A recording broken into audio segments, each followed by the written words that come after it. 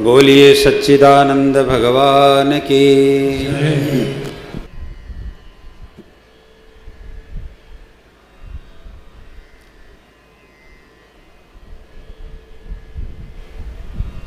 हमारे अत्यंत प्रिय श्री शिव कुमार शर्मा जी के द्वारा आयोजित इस पावन ज्ञान यज्ञ में, श्रीमद् भागवत कथा ज्ञान यज्ञ में व्यासपीठ पर विराजित श्रद्धेय श्री मृदुलकांत शास्त्री जी, आप सब लोग और भगवत कथा अनुरागी सज्जन वृंद, भक्ति एवं शक्ति स्वरूपा माताओं, जब जीवन में व्यक्ति का भाग्योदय होता है अथवा जब व्यक्ति पर भगवत कृपा होती है, तभी उसे भगवान की लीला कथा, भगवान के संकीर्तन एवं भगवत चरणारविंद में पहुँचने का सौभाग्य प्राप्त होता है। आप सबके बीच इस कथा मंच पर उपस्थित होकर मुझे भी बड़ी प्रसन्नता हो रही है। ये मेरा भी परम सौभाग्य है। हम साधु संत लोग तो भटकते रहते हैं, भटकते माने घूमते रहते हैं, ऐसा भटकाव नहीं। हम लोग भ्रमण करते रहते हैं, कब कहाँ। और देखो श्रीमद् भागवत में भी भ्रमण करते करते तो सुखदेव जी हठात पहुंच गए, किसी को पता ही नहीं था। वो तो प्रायोपवेशन में बैठे थे, गंगा किनारे अनशन में बैठे थे परीक्षित जी, और उनका ऐसा भाग्योदय हुआ कि अंत में सारे ऋषि महर्षि और न जाने और कितने रूपों में देवता, ब्राह्मण, प्रजा और साथ साथ अंत में अनायास सुखदेव जी आ गए और उन्होंने ही श्रीमद् भागवत के प्रथम स्कंद में प्रथम अध्याय में ही बहुत कुछ है जो जिज्ञासा एक मरणासन्न व्यक्ति के जीवन में होना चाहिए, उसको उपस्थापित किया परीक्षित जी ने और उसका उत्तर दिया, सुंदर ढंग से समझाया। केवल उत्तर ही नहीं दिया बल्कि उत्तर के साथ साथ आत्मबोध करा दिया। हम सबके गुरु परमहंस सुखदेव जी महाराज ने, सच्चे अर्थों में परमहंस तो सुखदेव जी हैं, इसीलिए श्रीमद् भागवत को पारमहंस संहिता भी कहा जाता है। तो बंधुओं माताओं, आप सब परम सौभाग्यशाली हैं। घरघोड़ा और इस घरघोड़ा अंचल के वासी जो यहाँ आ रहे हैं, मैं आप सबको बहुत बहुत बधाई देता हूँ कि आपको भगवान ने इतना सुंदर 7 दिनों का सुयोग दिया। और याद रखना, संसार में दिन 7 ही होते हैं और इन 7 दिनों के अंदर हमारा जन्म भी होता है और हमारी मौत भी होती है। 8वें दिन कहीं नहीं है। और संयोग से एक ऋषि कुमार के अभिशाप ने ही परीक्षित के जीवन में वरदान के रूप में प्रकट होकर उनके माध्यम से आज तक भगवान की कथा की रसधारा को, कथा की गंगा को निरंतर प्रवाहित किया है। तब से लेकर आज तक दुनिया में भगवत कथामृत की यह धारा निरंतर चलती आ रही है, चलती आ रही है और चलती रहेगी। कब तक? अनंत काल तक। क्यों? हरि अनंत, हरि कथा अनंता। भगवान का कोई अंत नहीं है, तुम्हारा और हमारा अंत है। हम कभी पैदा हुए, अभी दिखाई पड़ रहे हैं, तो फिर कुछ दिनों के बाद दिखाई नहीं पड़ेंगे। मगर जिनके अंदर में ज्ञान चक्षु का उदय हो जाता है, जिनकी आंखें खुल जाती हैं गुरु कृपा से, भगवत कृपा से, उनके सामने तो भगवान नित्य हो जाते हैं और उनकी लीला का भी उस व्यक्ति को नित्य दर्शन होने लगता है। ऐसे हमारे वृंदावन में रसिक संत बहुत हैं, बहुत हुए हैं, बहुत हैं और बहुत होंगे भी, क्योंकि यहाँ संत और भगवंत दोनों की परंपरा कभी छिन्न नहीं होती। ये परंपरा अनादि युग से अनंत काल तक अविच्छिन्न रूप से चलती रहती है। उसी क्रम में गरगोड़ा भी जुड़ गया है शिव के कारण। बड़ा अच्छा नाम है, देखो, शिव ही भगवत कथा में सबको जोड़ते हैं। मानस ले लो, श्रीमद् भागवत ले लो, भगवान की लीलाओं को ले लो। व्यास जी तो आपको सुनाते होंगे, सुनाए होंगे भी। भगवान के जन्म, कर्म और प्रत्येक लीलाओं का रसास्वादन स्वयं शिव भी करते हैं और लोगों को कराते भी हैं। तो ऐसे इस पुण्य अवसर पर मुझे भी उपस्थित होने का आप लोगों ने अवसर दिया। हम सब के गुरु तो नारायण हैं, हम तो कथा क्या रस लेने आए हैं। शिव ने आमंत्रित किया और सत्य प्रज्ञानंद जी पहुंच गए। बंधुओं, माताओं, अभी हम और 2 दिन रहेंगे, कथा की पूर्णाहुति तक रहेंगे।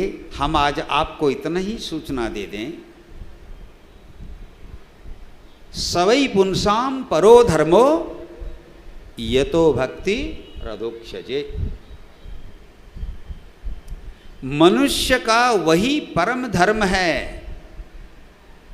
जिससे भगवान के चरणारविंद में उसका प्रेम प्रकट हो, उसकी भक्ति हो। ये जीवन परमात्मा ने दिया है, ये हमने पाया नहीं है और हमने इसे बनाया भी नहीं है। किसी ने अपने आप को बनाया है क्या? तुम लोग अपने आप को बनाए हो क्या? अरे हम लोग कहते हैं माँ बाप का दिया हुआ है। बहुत सारे माँ बाप चाहते हैं कि हम दें, हम बनाएं कुछ, लेकिन बना नहीं पाते। इसका मतलब क्या है? इसका मतलब यही है कि ये जीवन उसका दिया हुआ है। यहां जो आए हो, आप बैठे हो, मैं बैठा हूं, ये बैठे हैं, ये बैठे हैं, हम सब जो बैठे हैं, हम अपनी इच्छा से नहीं बैठे हैं। जब तक उसकी इच्छा नहीं होती तब तक हम ना बैठ सकते ना उठ सकते। इसीलिए शास्त्र कहते हैं ईश्वर इच्छा बलीयसी, भगवान की इच्छा ही बलवती होती है और भगवान जिस पर कृपा करते हैं उसे ही ऐसा सुंदर सत्संग का अवसर मिलता है।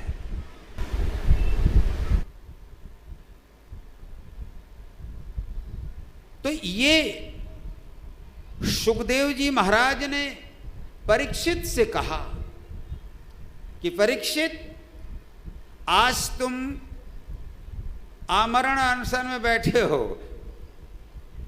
प्रायोपवेशन, और तुम पूछ रहे हो कि एक मुमुर्षु व्यक्ति के लिए कर्तव्य क्या है, शरणासन्न व्यक्ति के लिए।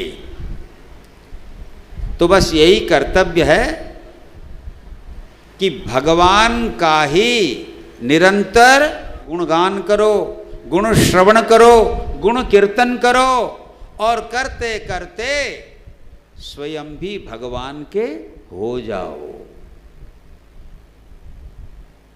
और जब व्यक्ति तन से, मन से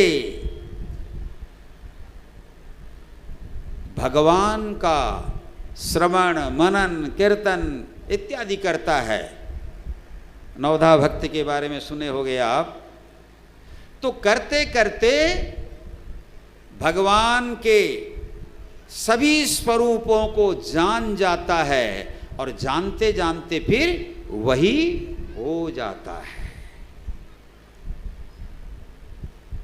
सोई जानई, देखो मैं बोला ना, भगवान की कृपा जिस पर होती है वही जानता है। सोई जानई जही देहु जनाई, सोई जानई जही देहु जनाई, सोई जानई जही देहु जनाई, सोई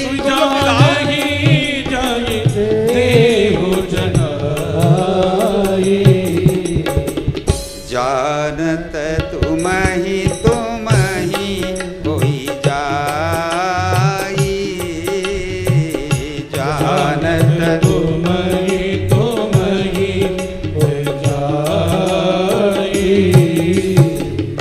जानत तुम ही होई जाई। जानने के बाद, पा जाने के बाद, देखो मैं दो बातें बराबर करता हूं। अगर प्रभु को पाना है तो प्रेम करो उनसे, प्रेम से प्रभु को पाया जाता है और ज्ञान से प्रभु को जाना जाता है। और ज्ञान और प्रेम दो तत्व नहीं है। आप अगर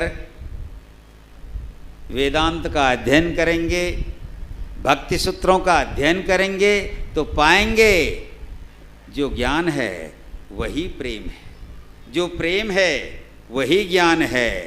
क्योंकि ज्ञान और प्रेम दोनों जब एक हो जाते हैं तभी परमात्मा प्रकट होता है। इसलिए हम उसे जानने का प्रयास करें, और जानते हैं हम संतों के मुखारबिंद से कथा श्रवण करके, और जानकर फिर को उसके प्रति जब हमारे अंदर प्रेम प्रकट होता है तो उससे हम पाते हैं फिर प्रभु हमारे हो जाते हैं, हम उनके हो जाते हैं और वे हमारे हो जाते हैं।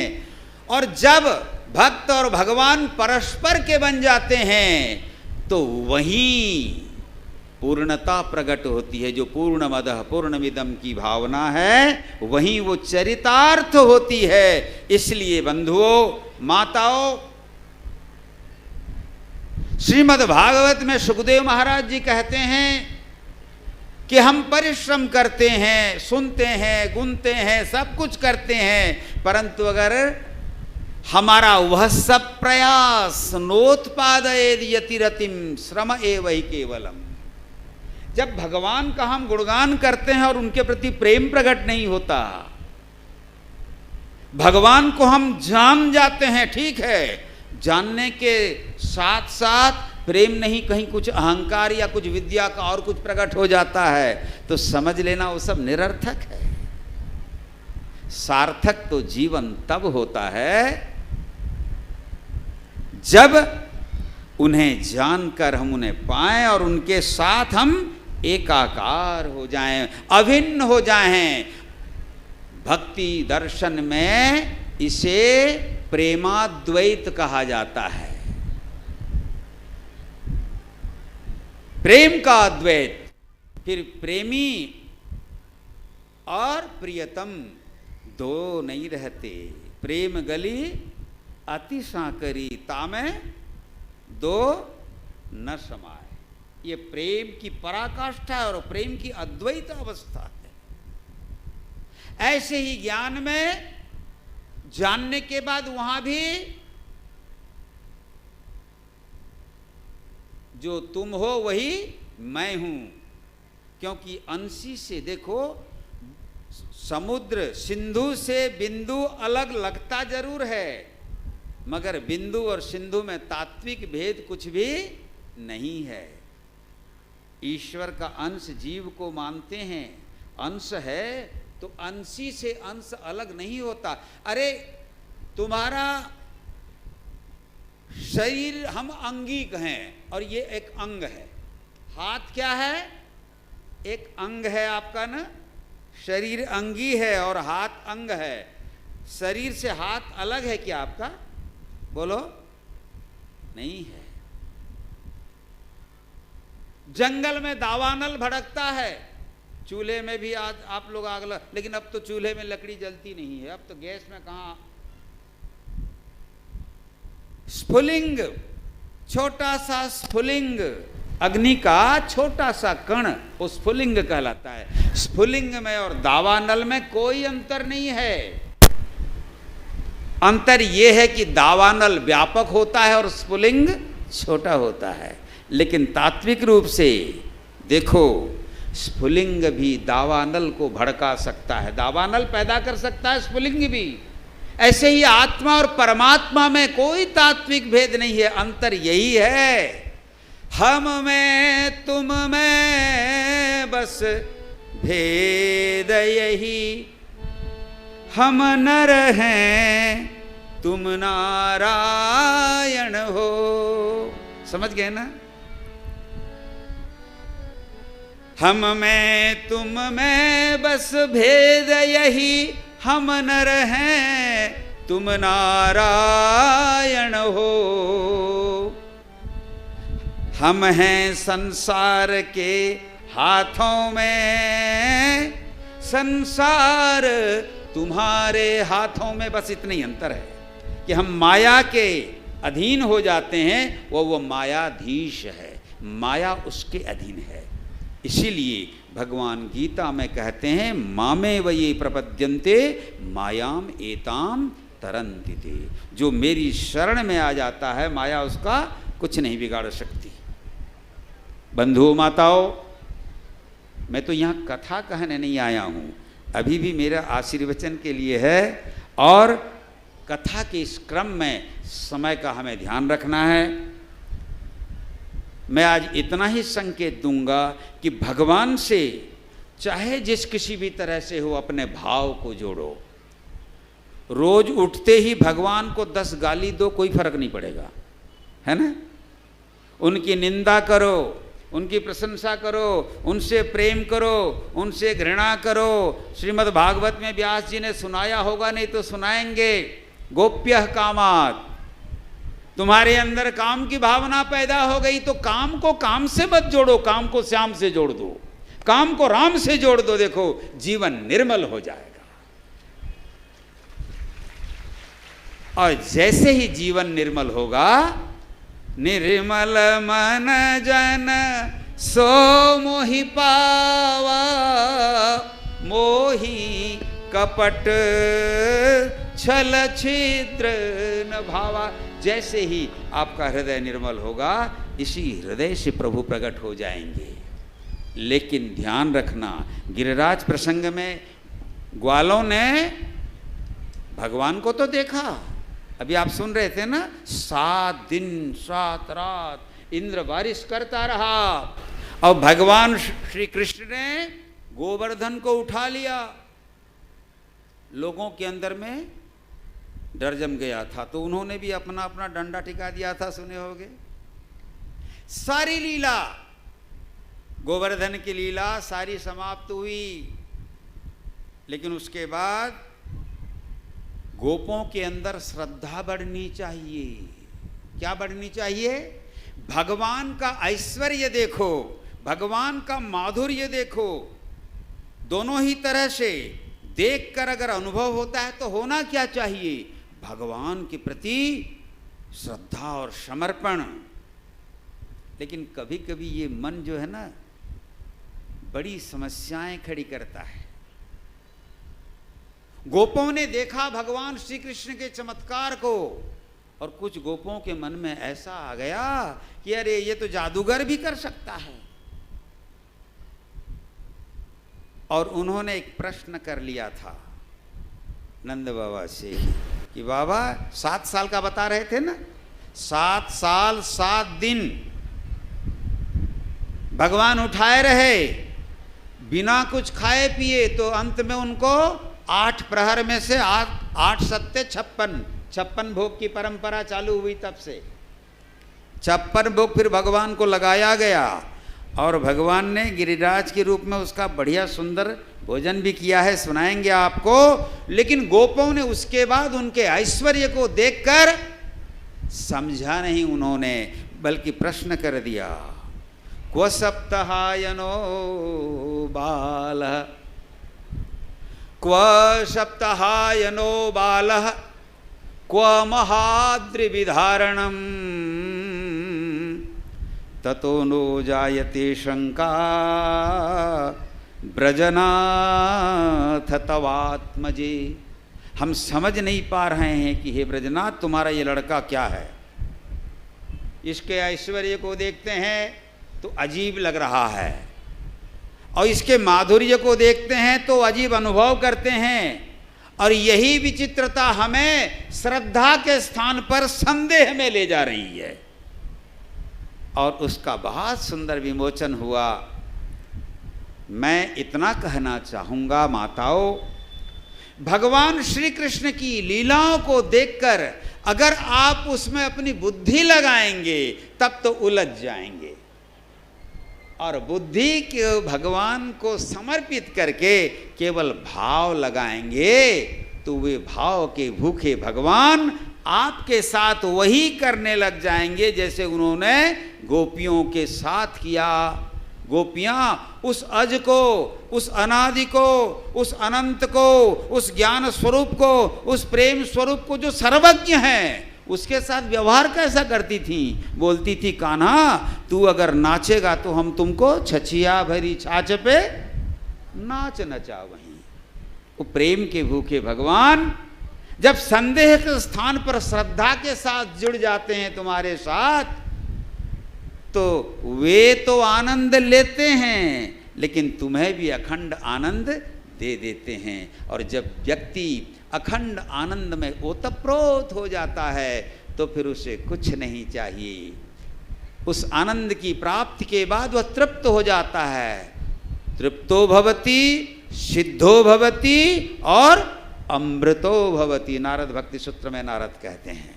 तो बंधुओं माताओं, ये बहुत अच्छा सुयोग मिला है आप सबको।